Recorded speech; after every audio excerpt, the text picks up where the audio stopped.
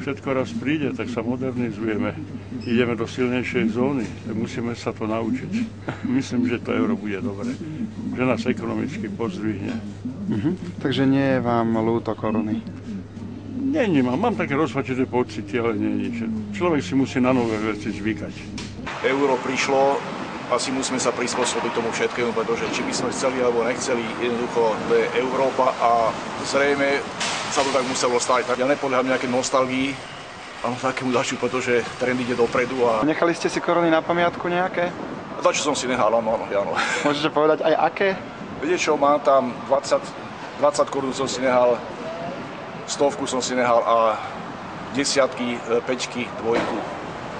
Keď prichádza euro, tak my sme tak v rodine celkom radi, lebo dosť deti chodia von a je to silnejšia mena, hoci je viac minci. Ja to cítim, keď je tržba, sú aj 5 kg nesiem. Už týždeň platím len euro.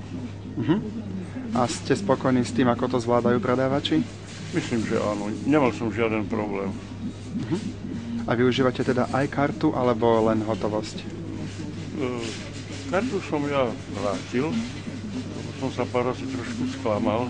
Sú okolo toho také veci, všelijaké sa dejú, tak pre istotu. Teraz používam len hotovosť. Vrátil som sa starým spôsobom. Keby náhodou prišiel niekto s korunami, tak čo mu poviete?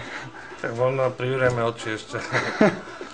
Není problém, však tie peniaze sa dajú vymeniť, takže náš zákazník, náš partner. Menšia suma, ľahšie sa z toho vydáva.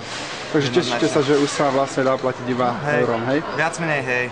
Aspoň z toho nie sú smetky a nemusíme na dvakrát prepočítavať celú tržbu.